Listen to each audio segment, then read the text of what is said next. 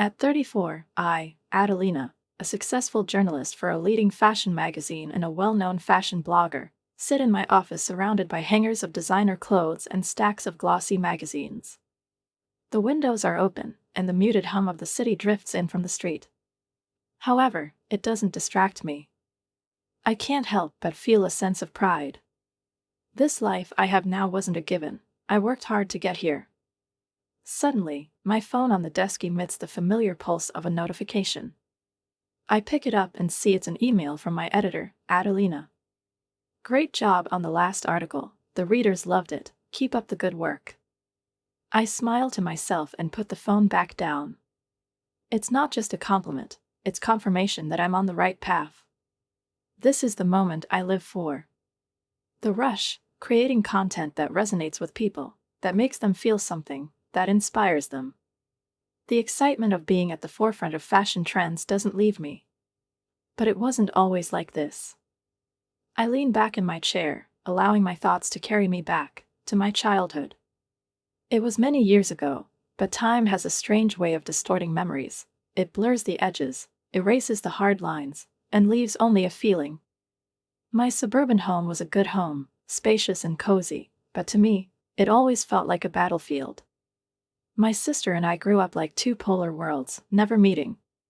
Sarah was 7 years older than me, and from the moment I was born, she saw me not as a younger sister, but as a rival. It was an endless struggle for attention, for parental love, for the right to be on the pedestal. I remember how she always manipulated our parents, how her jealousy filled every space in the house, creating tension in the air. She had no sense of boundaries in her actions. These were games with no winners, only losers. But the strangest thing was that the wounds from those years never healed.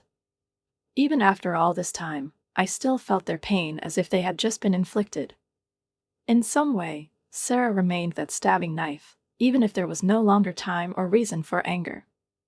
One of the most vivid memories was when I was about 8 and she was already 15. I remember that day as special. My parents and I went on a summer picnic. Sarah was in a bad mood, as always. She couldn't stand that I, being the younger one, was getting attention. The day ended with me playing with the kids in the meadow, when Sarah suddenly came up and started turning the others against me, provoking conflicts. She knew how to do it. I was too young to understand her motives, but now, looking back, I realize it was her constant need for dominance. She couldn't enjoy herself without finding some reason to envy. And probably because I, despite her actions, didn't care, I saw her attitude as something I could just live with. She was my eternal shadow, carrying with her awkwardness, jealousy, and a desire to defeat me. When Sarah was 22, I, Adelina, was still in college and just beginning to dream of my career. We lived in our parents' house, where all family life revolved around the older daughter. Sarah's wedding, which seemed like a turning point, became for me the symbol of freedom. I remember the sense of relief that washed over me when she finally left our house. It was like the morning light after a long night, the feeling that my life would finally become calmer. The wedding was lavish, literally sparkling with golden accents, just like Sarah in her dazzling white dress. She was the center of attention, surrounded by dozens of guests who admired her beauty and charm. But even on that day, I caught that same note in her gaze, smugness, as if she had once again proven her superiority over me. I thought that with her marriage, all of this would remain in the past, but it turned out that Sarah never leaves the battlefield, she just changes the arena. A year after the wedding, she had a daughter, my niece Rita. It seemed that motherhood should have softened Sarah, given her a new direction in life. But instead, she seemed to see in Rita not a daughter, but another opportunity for manipulation. I found myself increasingly involved in caring for Rita. "Adelina, can you take Rita for the weekend?" Sarah would ask, her voice crackling over the phone as if she wasn't particularly interested. Her plans almost always boiled down to meetings with friends or hours spent on social media. And of course, I always agreed. Rita, with her bright eyes and sincere laughter, became a ray of light for me. I loved spending time with her, watching her grow, discovering the world. We went to parks, cafes, trying everything our city had to offer. One day, I took her to a new children's entertainment complex.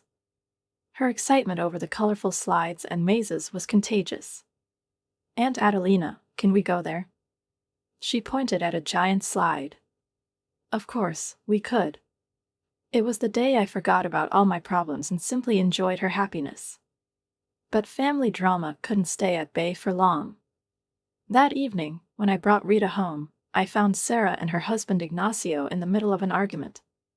Their voices were muffled, but I heard enough: accusations of neglect, of not being home, of Sarah living as if in a completely different world, far from her family. Ignacio looked exhausted, his face marked by disappointment and anger. "I don't know what to do anymore," he said to me when I tried to say goodbye.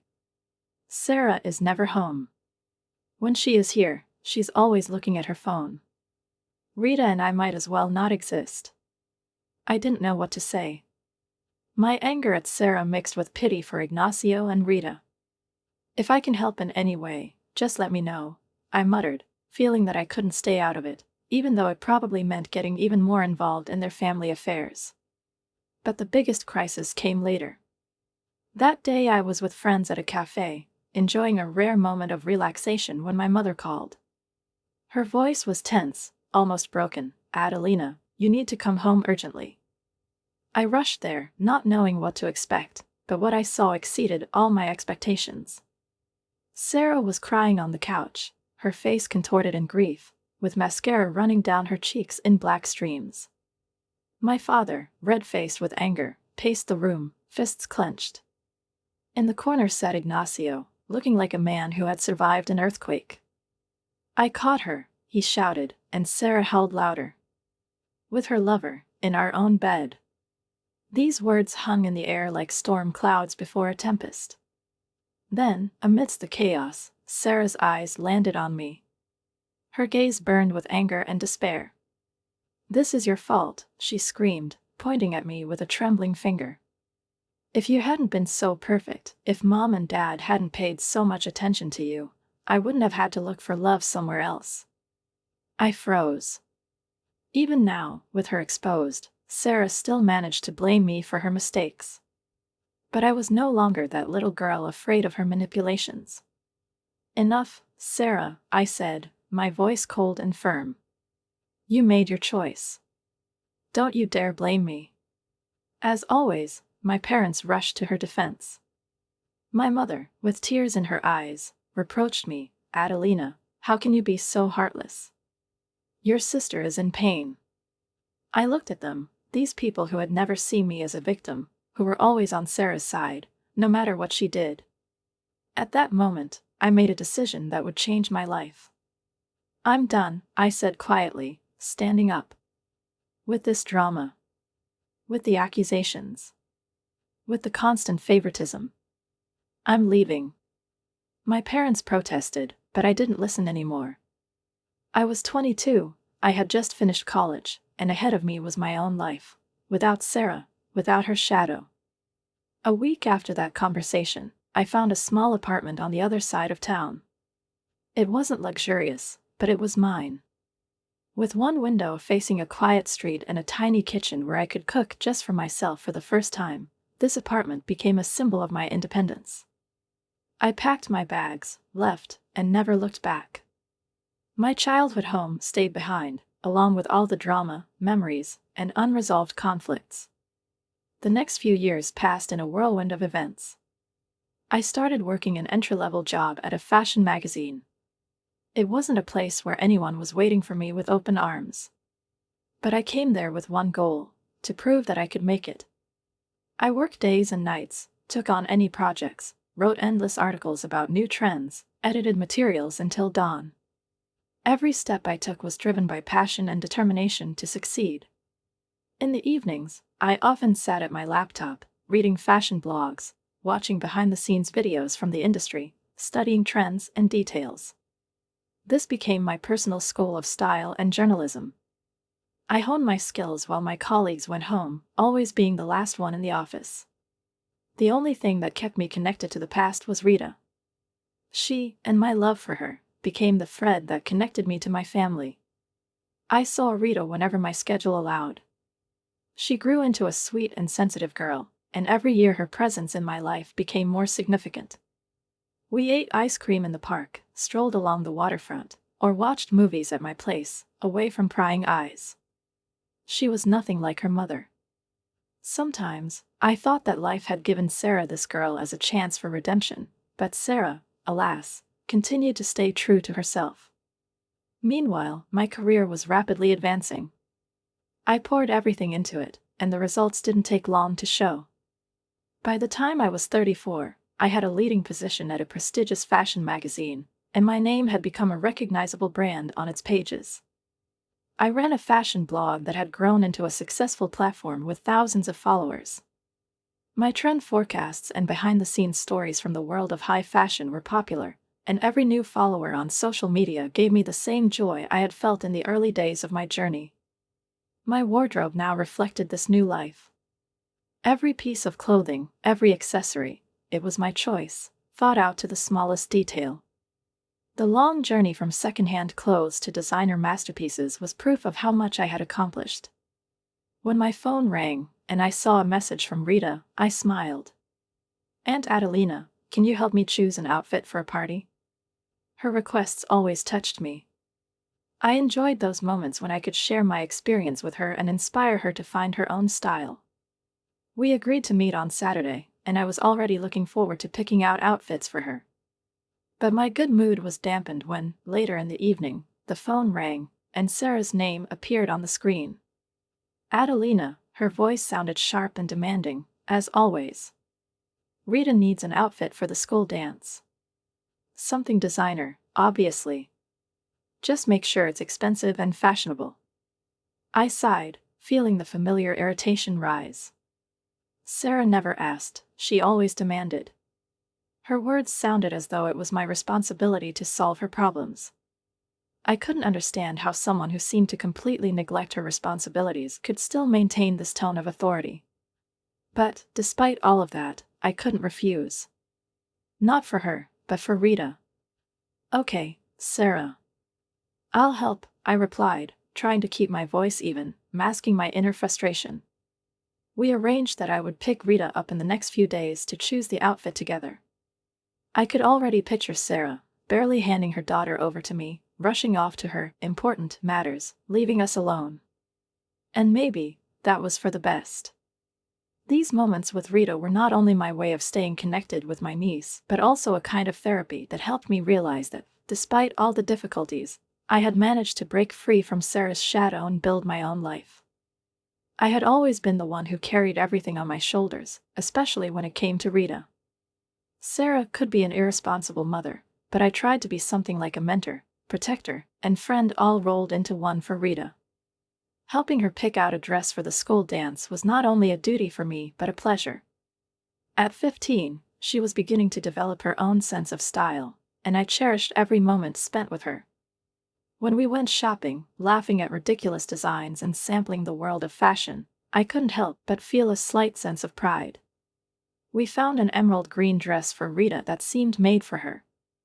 When she looked at herself in the mirror, her eyes sparkled with a light that was hard to describe. It wasn't just joy, it was confidence, as though she was seeing herself as a true beauty for the first time. I relished that moment, but at the same time, I felt a dull bitterness. I loved pampering Rita, but why did I have to cover all the expenses?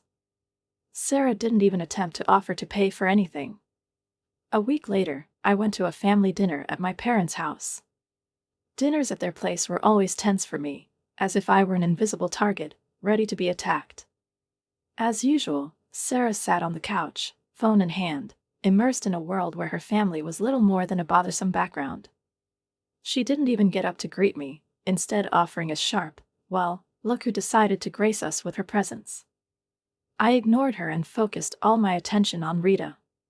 She ran up to me with shining eyes and joyfully exclaimed, "Aunt Adelina, I wore this dress to the dance. Everyone loved it." I smiled, happy for her. "That's wonderful, sweetie. You looked amazing, didn't you?" But the joy of being with Rita was interrupted by my mother's voice. "Adelina, don't you think it's too much? buying such an expensive dress for Rita when your sister is going through hard times? I froze, not immediately understanding what I had heard. I didn't even have a chance to respond before my father intervened. You're always wearing designer clothes, driving that fashionable car. Don't you think you could do more to help your family? I felt a lump rise in my throat and anger boiling inside my chest. Help? I had been helping for years, buying all of Rita's clothes, while Sarah hadn't spent a single penny on her wardrobe. Seeing my confusion, Sarah immediately perked up. Oh, so now you're going to throw this in my face? Her voice was full of venom. Some of us don't have the luxury of a job where we can spend all day writing about shoes. I looked at her, unable to find the words. How could they not see the truth? How could they continue to defend her after everything she had done? These questions swirled in my mind while I remained silent, feeling the walls of my childhood home close in around me once again. As I drove home that night, tears of disappointment burned my eyes. I felt drained, as though every step forward inevitably pulled me back. No matter how successful I was, no matter how much I did for Rita, in my family's eyes, I was always the selfish one, the one who should do more. But in my soul, there was a quiet hope, a source of joy that helped me cope with these moments. That hope was Gaston. We had been together for 2 years, and he had become my rock in life. He was the one who saw me for who I truly was, without reproach or expectations. When he proposed to me that quiet night at home, I didn't hesitate for a second. I said yes. As a fashion journalist, I knew how important the perfect wedding dress was. For a woman who lived in a world of beauty and style, it was not just clothing, it was a symbol, a reflection of her personality and style. It could be a dream come true, a moment when every detail, every movement, every breath became part of a single magical image. When I turned to a young Italian designer, I didn't expect that this collaboration would bring me not only professional satisfaction but personal joy as well. His avant-garde approach to bridal wear caught my attention from the start, and I knew he would create something truly special. I immediately felt that he understood me, my taste, and my need for something more unique than just another traditional dress. I wasn't wrong. When the dress arrived, my hands shook as I unzipped the garment bag, even though I was already accustomed to fashion items. But this moment was different, and I knew that what I was about to open would change everything. As soon as I saw it, my breath caught. It was a dress that seemed made for me. The color was perfect, a delicate peach tone that complemented my skin, blending with my own features as if it were part of me. The lace details, crafted with the finest skill, intertwined to create an exquisite texture. The rhinestones, strategically placed along the corset, reflected the light beautifully, giving the dress a soft, almost ethereal glow. When I put it on, my heart raced. I stood before the mirror, and it felt as though everything around me suddenly quieted. The dress hugged me, accentuating my curves in all the right places. The color and fabric texture made me look entirely different, radiant, confident, a woman ready to step into a new chapter of her life. I had hoped that Sarah would be happy for me. We had always been so different, but despite everything, I wanted her to support me in this important moment. I sent her a photo with the caption, "Here it is, my wedding dress. What do you think?" My fingers nervously gripped the phone screen as I waited for her response. A few minutes later, her text came through. It was typical of Sarah, too much, don't you think? You've always loved showing off. I felt a tightening inside me. It seemed her words always hit me like heavy stones, leaving deep wounds. But I didn't allow myself to falter. I sighed, putting my phone into my bag. Despite her reaction, the dress was my choice, my decision. This was my moment, and I decided I would enjoy it without looking back at other people's opinions. I hung the dress in the closet, already anticipating the day I would walk down the aisle in it. It hung there like a promise, like a dream that was about to become a reality. I couldn't contain my excitement as I imagined standing in it, surrounded by everyone, with eyes full of happiness. This dress wasn't just clothing, it was my moment, my victory. The next few weeks became a whirlwind of wedding preparations. Every morning I woke up thinking about the guest list, the ceremony venue, and the reception hall. Every minute, even those I managed to steal between meetings, was dedicated to something that seemed so important to me. The dream of the perfect wedding became more and more real, but at the same time, it drained me. There was less and less time for work, for rest, and even for breathing. And, of course, I had no time for those who had been with me before I got caught up in this wedding chaos. One evening, sitting at the table and thinking about the seating arrangement, I heard the phone ring. It was my mother.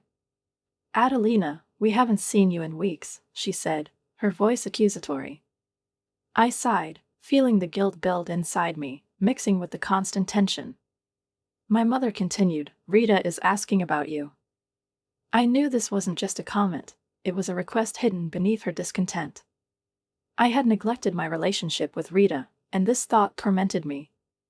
"I'm so sorry," I said, holding back my irritation. Work, the wedding, all this chaos had consumed me. As always, I couldn't find the right balance between obligations and those close to me. But my mother's voice grew more insistent, and I knew I couldn't hide her disappointment. "You're spending so much money on this wedding," she continued with barely concealed reproach. "You know a modest ceremony would be just as meaningful."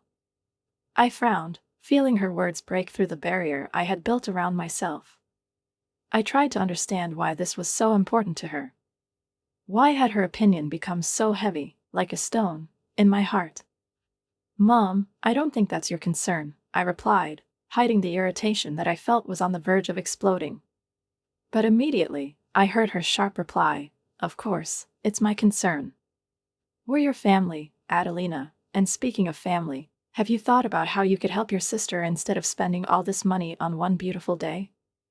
I felt the tension reach its peak, and her words pierced through my own doubts. Family. My family. Had I done everything for them, like I should have? I heard my mother, her words echoing in my head, but at that moment, I was already on the edge. My voice trembled with restrained anger, and I felt these words, full of reproach, tearing me apart from the inside. "It's my wedding," I replied, trying to stay calm. "Gaston and I are paying for it ourselves. How we spend our money is our business, not yours and certainly not Sarah's." I ended the sentence abruptly, feeling the inevitable distance between us grow, a chasm opening up that seemed impossible to bridge. But my mother continued in the same accusatory tone, always trying to intervene, to impose her conditions, her rules. "Don't be so selfish, Adelina," she said, always able to find the moment to subtly sting. I felt the lump in my throat grow tighter, and my heart started to pound wildly. "My family should be there," she continued, "your parents, your sister, they should be the first ones there for you." I remained silent, feeling myself breaking inside. I was tired. It seemed like no one ever gave me the chance to simply be happy for myself. Everyone always had to put their needs, their expectations, first. When I finally hung up, I felt a mixture of emotions, anger and sadness, pain from the fact that I couldn't just be myself. Even now, as one of the happiest days of my life was approaching, I couldn't shake the feeling that none of my family was ready to simply rejoice for me.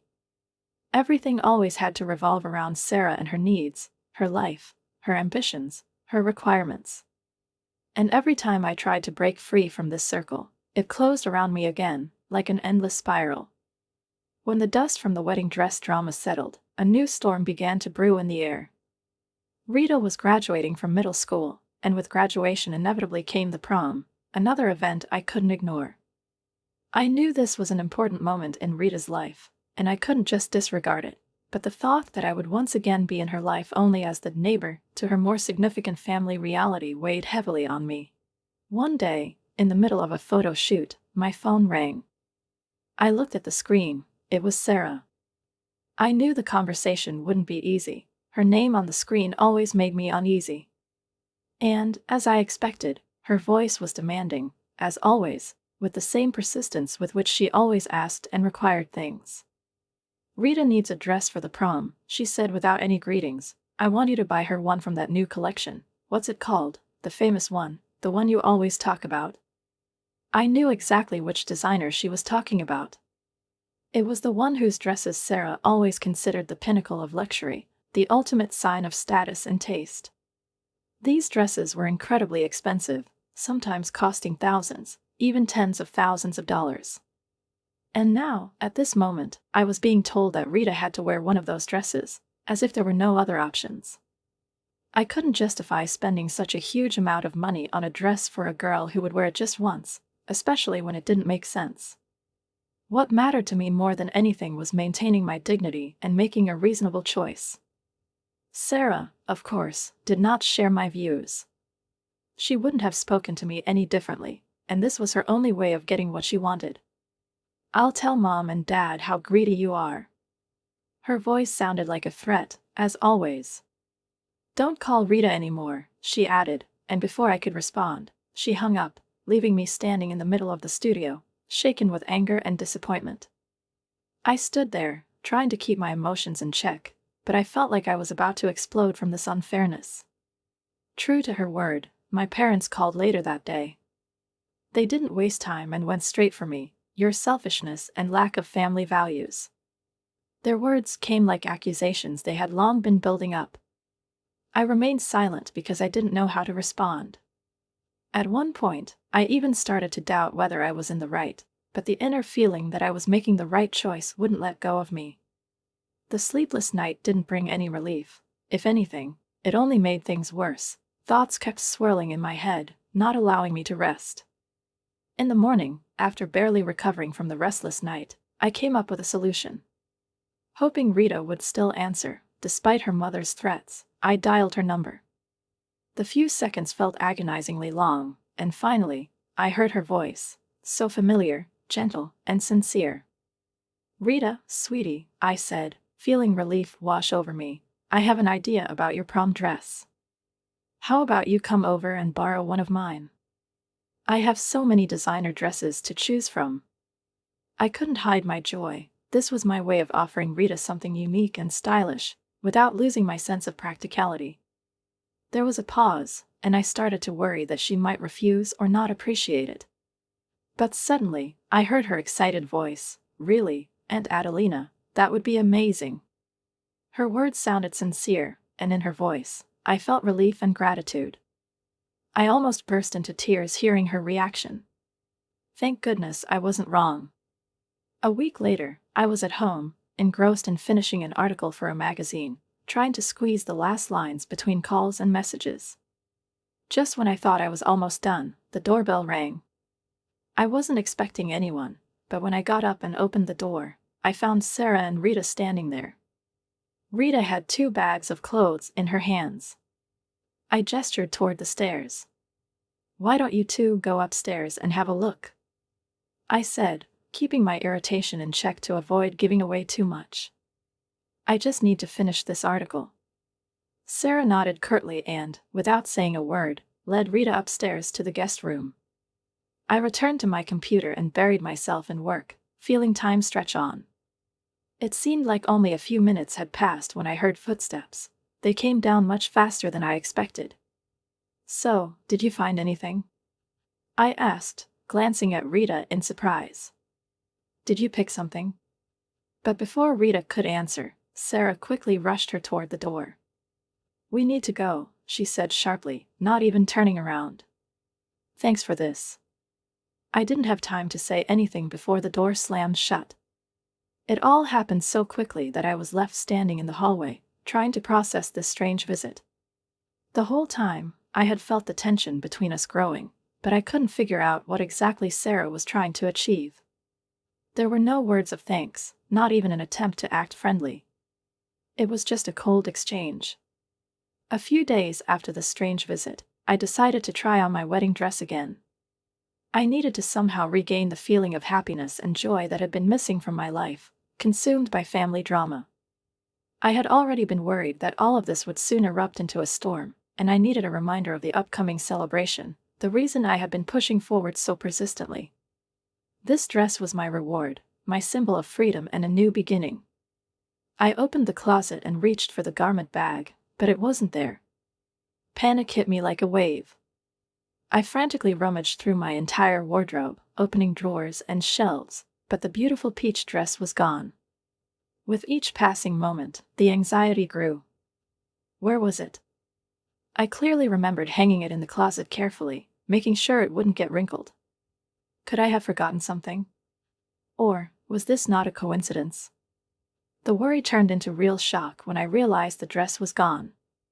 There was no trace of what was supposed to be the culmination of everything. And then it hit me.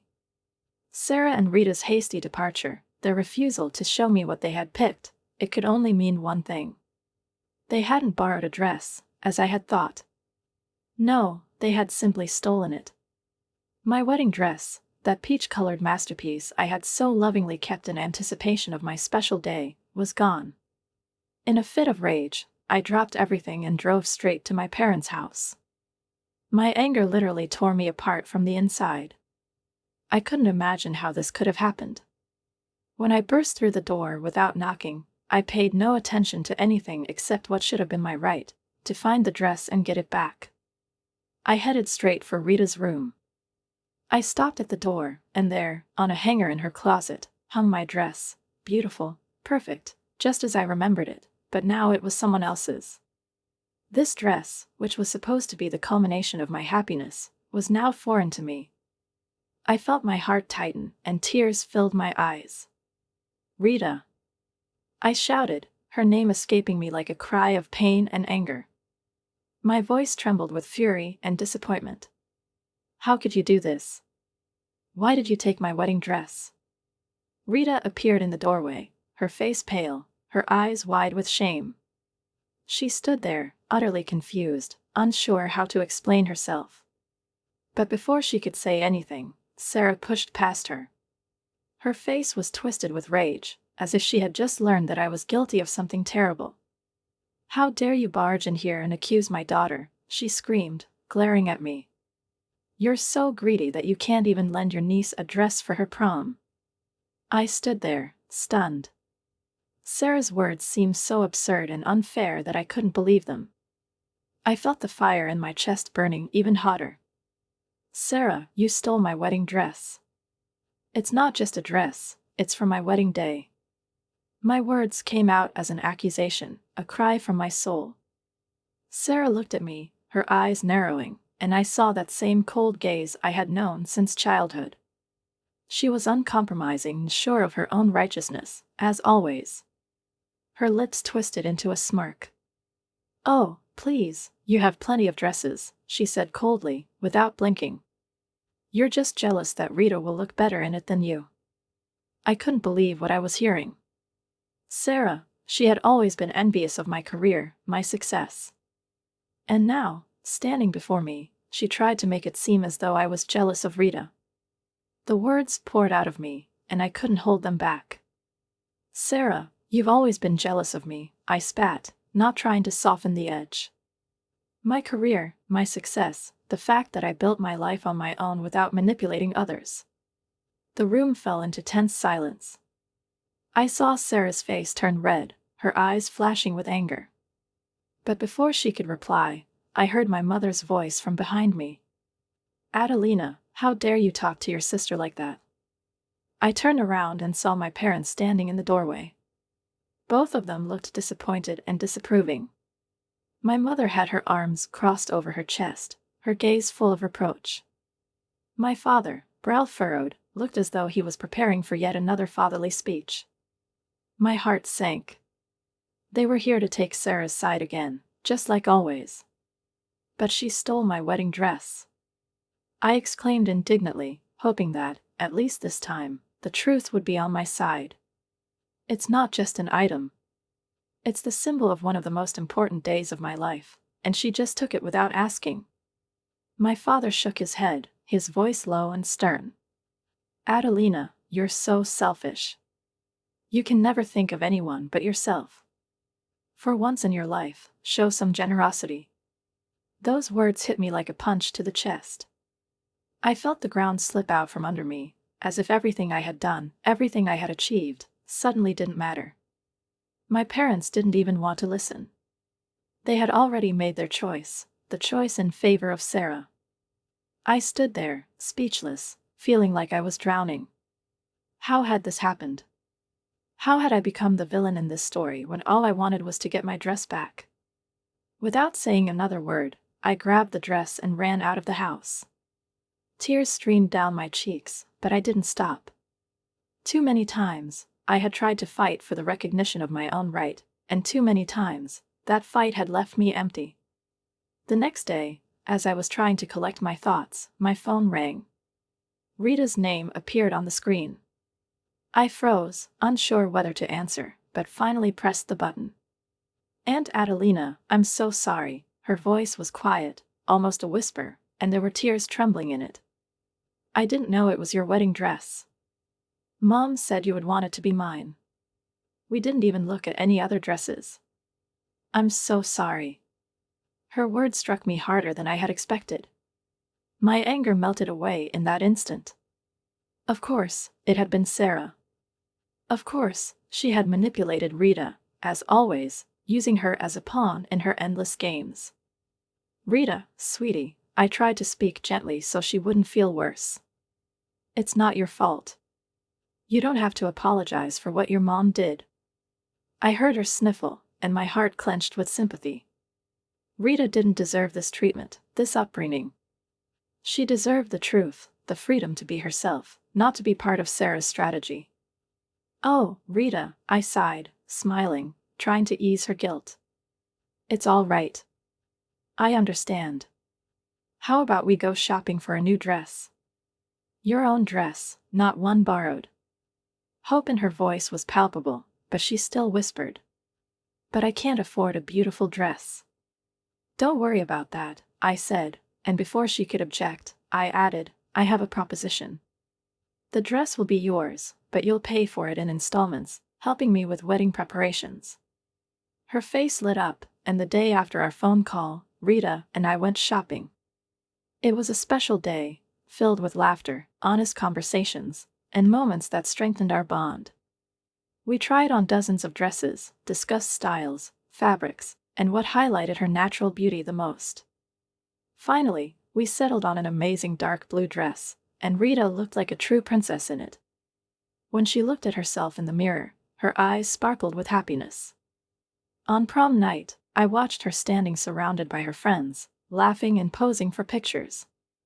Her face was radiant, and I felt a bittersweet pang, realizing how quickly she had grown up.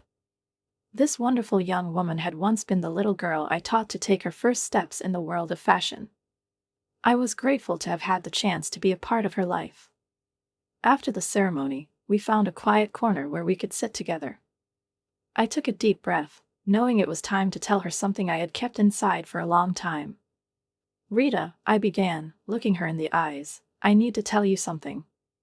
She looked at me curiously, tilting her head slightly.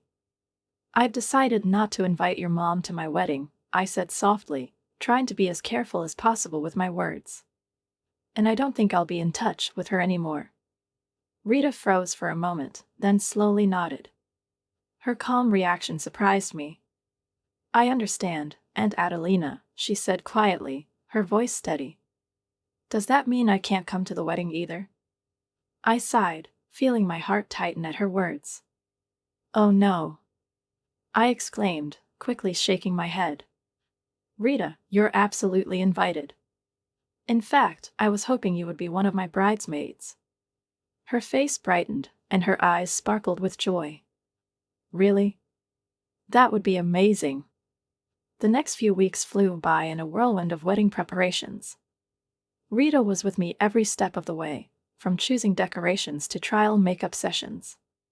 She became my support, reminding me that true family isn't just about those connected by blood, but those who are ready to share your joy and stand by you in tough times. When my parents learned of my decision to exclude Sarah from the guest list, they called to let me know that they wouldn't be coming either. I expected to feel upset, but instead, I felt relief. I realized that their absence wouldn't spoil my day. It was my celebration, and I wanted it to be filled with nothing but positive emotions. The wedding day arrived, bright, warm, and perfect. Standing in front of the mirror in my peach-colored dress, I felt a sense of peace I hadn't experienced in years. Rita helped with the finishing touches, and I noticed how much she had matured during this time. Her support was invaluable to me. The ceremony was magical. Gaston stood at the altar, his eyes shining with love and pride. The presence of our friends and chosen family, the warm atmosphere, and the support of everyone made this day unforgettable. Among the guests, I spotted Ignacio, my former son-in-law. His presence was unexpected, but it showed me that true support can come from the least expected places. During the reception, Rita approached me, her face glowing with excitement. "Aunt Adelina, I got into college in New York," she exclaimed, her joy impossible to hide. "Dad is helping me with tuition." I hugged her tightly, feeling my heart swell with pride.